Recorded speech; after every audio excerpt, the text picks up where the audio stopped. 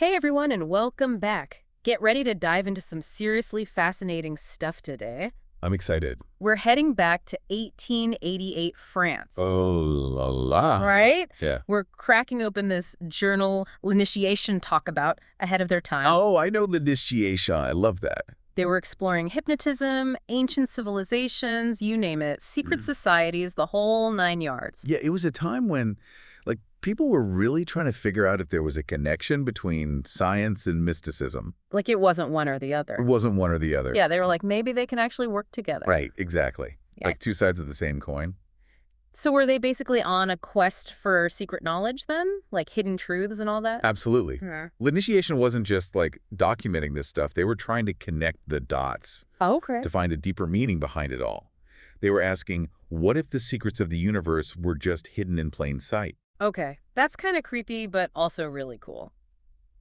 Okay, so speaking of hidden meanings, they had this whole thing about the serpent in the Garden of Eden. Yes. But not the way we usually think about it. Right. It's not just the devil. Right. They said it represented something called astral light. Astral light, what is that? Okay, so picture this invisible energy flowing through everything, connecting us all. It's like a hidden network influencing our instincts, even life and death. So less about a snake tempting Eve and more about a powerful, maybe even subconscious force that connects us all. Yes, exactly. And they believed if we could understand this astral light, we could unlock serious secrets about ourselves and the universe. Like, what if enlightenment's not just about logic and reason, but also about tapping into this unseen energy? Whoa. Okay, so they were really into the unseen world, but then they also talk about this reign of Rama, this perfect society from 3,500 years ago. They called it a golden age. Yeah. Was that a real thing or is it more of a myth? You know, it's a great question. The idea of a golden age, it pops up everywhere, right? Different cultures, different times. And these writers, they truly believed that under this Rama, people lived in total harmony, science and faith. Yeah. Totally in sync, something they thought was completely lost in their own time. They were yearning for that lost unity like we are now. Right. It's science versus religion, the rise of materialism. Totally. And that's why they were so into ancient knowledge, right? They thought by studying the past, they could bring back that lost wisdom and start a whole new era of understanding. It's like looking to the past to fix the present. And speaking of the past, they made this really interesting comparison between, get this, the cult of Adonis and early Christianity. Right. They noticed these wild parallels. Yeah.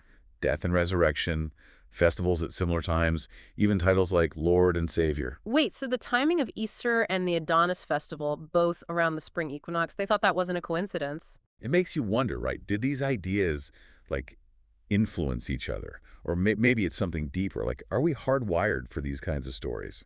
Okay, now that is a mind-blowing question. Yeah. It really makes you think about how we see history and how these old beliefs could still be shaping our world. That's what these writers wanted you to think about, to question everything. Now, for something completely different, they were big into the 4 classical temperaments, sanguine, choleric, melancholic, phlegmatic. Oh, yeah, the Greeks. Yeah. But they took it even further, connecting each temperament to physical features, personality traits, even writing styles. Hold up. They could tell what kind of person you were based on how you wrote a sentence. That was the idea. Long, flowing sentences, maybe you're melancholic. Yeah. Short, punchy ones. Choleric personality. Wow. So are we just wired a certain way from birth? Or can we actually change our temperament? This was basically an early personality test, right? Kind of, yeah. It's fascinating how much we want to understand ourselves, even categorize ourselves, It's human nature, I guess. Okay. Speaking of the mind and all its complexities, get this, they documented hypnotism experiments. Hypnotism, so cool. We're talking doctors suggesting people do things they'd never normally do, even criminal acts. Whoa, that's intense. Right. So, were they messing with the powers of the mind? They were really grappling with this idea of free will. If someone commits a crime under hypnosis, who's really to blame? Yeah, that's a tough one. It's heavy stuff. It really is. Yeah. But what's amazing is that they were even asking these questions back then, long before hypnotism was taken seriously. It shows how far ahead of their time they were. Total pioneers. Venturing into the unknown and bringing back these mind-blowing ideas, it makes you think about the power of the mind and what we're capable of, right? Absolutely. Okay, so we're back, and I gotta say, those hypnotism stories really have me thinking. Right. It's how much control do we really have, Exactly. But before we go too far down that rabbit hole, Yeah. there's something else from Litigation I wanted to get into. This whole scientific Christianity thing. What's the deal with that? Well, that's where their obsession with finding hidden connections really takes off. Like, remember those parallels they drew between the cult of Adonis and early Christianity? Yeah, the death and resurrection stuff. Right, but they go way beyond that. They point out these really specific overlaps. For instance, they say the name Calvary, from the Hebrew Golgotha, meaning Mount of Skulls. Yeah. They think it could be linked to the tradition of shaving heads in mourning for Adonis. Wow. Yeah. And they also connect Adonis to the Garden of Gethsemane, both places of suffering, right? Right. And they even suggest that the statue of Adonis, like physically, might have been on Calvary even after the crucifixion. Hold on. Are they saying Christianity basically borrowed from this older cult? It's definitely a bold claim. That's putting it mildly. But agree or not, you got to admire their dedication, right? They were digging deep, questioning everything, looking for those echoes of the past. Yeah, it's like they're saying history isn't just facts in a textbook. It's an open book. New discoveries can change everything. So are you saying they believed Christianity might have, evolved from these older pagan traditions? Well, they were really into this idea of cyclical history.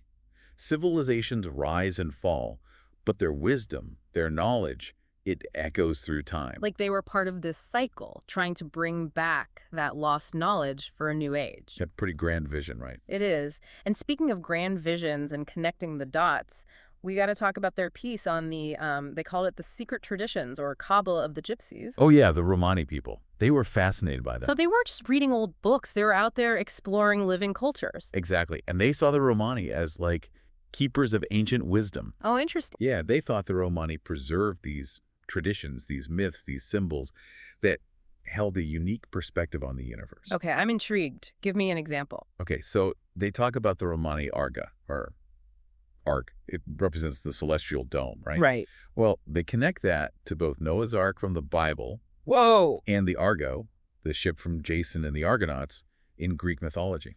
Wait. They're linking a Romani symbol to the Bible and Greek myths. They saw a common thread running through all these different cultures. Wow.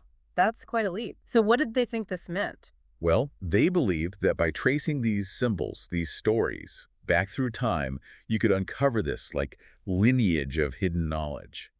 They were especially interested in how the Romani understood Adam and Eve, the origins of Christianity, even Satan. So they were kind of piecing together this giant puzzle, using bits of mythology and traditions from all over the world. It's like a global treasure hunt for hidden knowledge. Exactly. They were convinced that mainstream religions had gotten it all wrong, misinterpreted the key figures, the core ideas. But it's important to remember, this was also a time when people were, well, let's just say they weren't always respectful of Romani culture. Yeah, that's a good point. We have to be careful not to romanticize the past. Absolutely. These writers may have been fascinated by the Romani, but their views were still a product of their time. Right. Their perspective was probably limited. It's a good reminder that we always have to be critical, even when we're exploring ideas we find exciting. Exactly. It's up to us to sort through those biases and see things with fresh eyes. Now, you mentioned earlier that Litigation wasn't all just research and analysis. Oh, right. They also had a creative side, didn't they? Yeah, they had this awesome collection of short stories. They called them Incredible Stories to be Burned. Incredible Stories to be Burned. Okay, that's a title that makes you want to know more. What kind of stories are we talking about here? Well, one is about this young boy who can sense his mother, even when she's miles away. He feels her touch, hears her voice, even knows what she's thinking. Whoa. That's wild, like a psychic connection. Totally. And, it plays into that universal fear of losing loved ones, the longing for connection even after death. Right. What else? In another story, there's this guy who discovers he has the power to heal people just by touching them. Okay, now that's a power a lot of people wish they had. Right. He can channel this energy into people, ease their pain, even cure diseases. Wow. That's a powerful image. And, it makes you wonder about the limits of our understanding of healing. Definitely. And then there's the story of a young woman who can see the future. Vivid dreams, visions, all of it always comes true. Seeing the future, it's an idea that's captivated people forever, but why call them stories to be burned? It's like they wanted people to forget about them. It's like the stories themselves held some kind of dangerous power, like they needed to be contained. So maybe, like, they were worried about people taking the stories too literally. Possibly. Perhaps they were using these fantastical stories as metaphors, you know? Oh, I see. To get at something deeper. Exactly. To explore the human mind, the mysteries of consciousness, things like that. So not necessarily saying these events literally happened, but using them to get us thinking about bigger questions. It's like they're saying, what if? And letting the reader fill in the blanks. Yes, and that's what's so powerful about stories, right? They make us question our assumptions. They remind us how much we don't know about the universe and our place in it. It's a good reminder that sometimes the most profound truths come from the things we can't explain, the things that make us question everything. But we've covered a lot of ground here. Ancient civilizations, psychic phenomena, wow. I'm ready for some final thoughts. Wow, we have been through a lot. Yeah, it's been a real roller coaster, hasn't it? Astrolight, lost civilizations, hypnotism, incredible stories. Those writers from Initiation, they didn't hold back. They really didn't. Always pushing the boundaries. It's like they were on this mission, to uncover all the hidden connections out there. Like they were trying to weave together all these different threads. Science, mysticism, ancient wisdom. And it's interesting, isn't it? Because they were living in a time when science was making such huge strides. Yeah. But instead of turning their backs on the past, they were looking back and saying, hey, maybe there's something here that we've forgotten. It's like they sensed this imbalance, like science alone wasn't enough. Exactly. They were looking for a bigger picture, one that included the seen and the unseen. And that's what I love about these deep dives. They make you question everything. They make you realize there's so much we don't know, so much more to explore. It's humbling, isn't it? Totally. And a little bit exciting. Speaking of mysteries, do you think there's a connection between their interest in secret societies? Ooh, like the Freemasons. Yeah, exactly. Like, was that just a coincidence, or do you think it ties into their whole quest for hidden knowledge? I think it's definitely connected. There's always been something alluring about secret societies, right? Totally. Like this idea that there are these hidden truths passed down through the ages. Secret rituals, ancient wisdom. It's a theme that runs through a lot of their writing. It's like they were saying, look, the universe is full of secrets. And we're going to find them. Exactly. But it wasn't just about knowledge for them. They seemed to really believe that by rediscovering this lost wisdom, they could change the world. They were living in a time of massive upheaval. The Industrial Revolution, the rise of modern science. It's like they felt this urgency to find a better way forward. And they saw the past as a guide. Like, if they could just unlock those ancient secrets, they could steer humanity towards a brighter future. Ambitious, right? Very ambitious. So, if we were to take a page from their book, what do you think is the most important lesson we can learn from Initiation? Ooh, that's a good question. What wisdom from their journey can we apply to our own lives? Well, I think for me, it's that reminder to always keep an open mind. Because you never know where the truth is going to come from. They were fearless in their pursuit of knowledge, weren't they? They didn't shy away from unconventional ideas. Not at all. They embraced the mystery of it all. And they challenged us to do the same, to question our assumptions, to look for connections in unexpected places. To embrace the unknown, because that's where the real magic happens, right? Exactly. And who knows, maybe by rediscovering the wisdom of the past, we can create a better future. A future that's more in tune with ourselves, with each other, and with the world around us. Beautifully said. Well, on that note, we want to hear from you.